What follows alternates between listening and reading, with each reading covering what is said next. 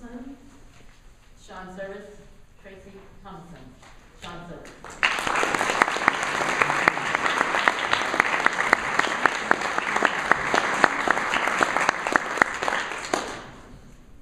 I hope you don't mind if I take a moment to eat. I'm starving. Wait, what? Dang it! Madam Toastmaster, fellow Toastmasters, and anyone who's ever gotten home only to find out your French fries weren't in the bag. Why does this happen? Well, if you've seen the movie Lethal Weapon 2, you know why this happens. Actor Joe Pesci plays a character named Leo Getz. And Leo explains it very eloquently, although with some colorful language that I'm obviously not going to use here today. But I will clean it up for you. Essentially, Leo says, they cheat you in the drive-thru. They know you're going to be miles away before you figure out you got cheated, and they know you're not going to turn around and come back, so they don't care. That really does sum up a lot of my drive-thru experiences. But why is that? Why do you get that kind of treatment in the drive-thru?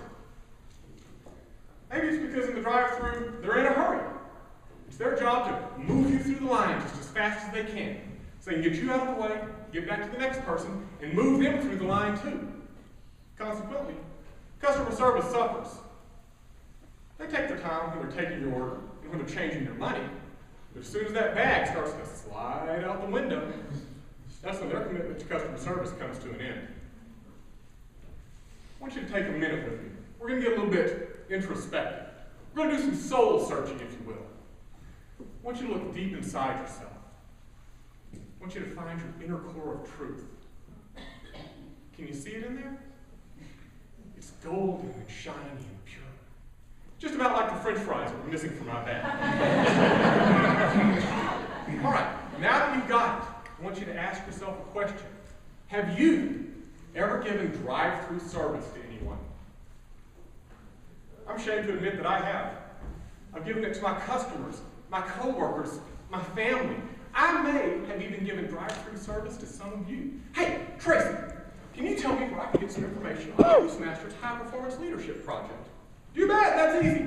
Just Google it. You'll find lots of information on the internet. Now, technically, I was helpful. I packaged up a nice little answer. I slid it out the window, and I watched them drive away. Enjoy your Happy Meal. Instead, I should have said something like, you know, you can find a lot of details on the internet, but let me tell you about my experiences. I've been through it before. Maybe I can help you avoid some of the stumbling blocks along the way. I'll even be on your guidance committee. Instead of offering that person drive-thru service, I should have offered them Shawn Service.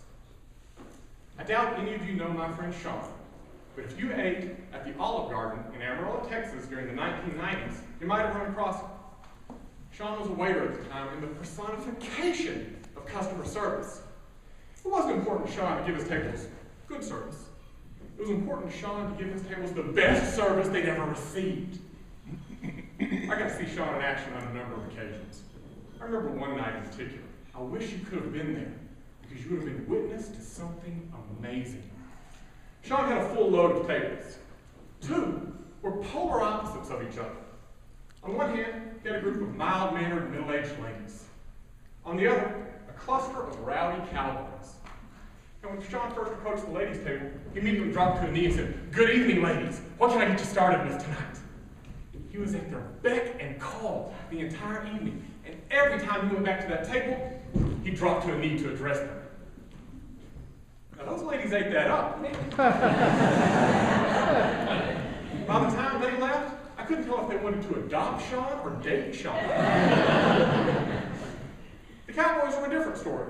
When he first approached that rowdy table, he said, "Whoa, now you fellas are going to have to settle down, at least until I bring out the first round of beers." He laughed and joked with them, never let their drinks run dry. By the time they left, my friend Shawn was the honorary fourth caballero of their little posse. Now, if you had been sitting with me that night, you might have thought the same thing I thought. Man, what a sly trickster! Did you see that? He was working those tables, hitting it from every angle to maximize his tip. But then, you would have realized, as I did, that's not the kind of person Shawn is. Shawn has a servant's heart. Shawn was customizing his service for each table to give them the best experience they could have while they were in the restaurant. He was personalizing his approach with a little bit of, who's ready for another martini? And some, hey, fellas, looks like it's time for another round of beers. I'll be right back. In your world, are you offering Shawn service? Or are you offering drive-thru service? If it's the latter, I want you to step back from that window, put the bag down, and think about what Henry Ford had to say on the subject. Any company absolutely devoted to customer service will have only one worry for profits, that they'll be embarrassingly large. My friend Shawn is now a self-employed computer consultant and well-paid. He has more business than he knows what to do with, and it's all because of his enthusiastic and personalized approach to customer service. Who's ready for a new hard drive? Whoa, looks like you fellas need another round of spyware removal. Can you imagine what your company would be like if it offered Shawn service to its customers? Can you imagine what your Toastmasters Club would be like if it offered Shawn service to its members? And if you, by your example, taught others to offer Shawn service, what could your world be like?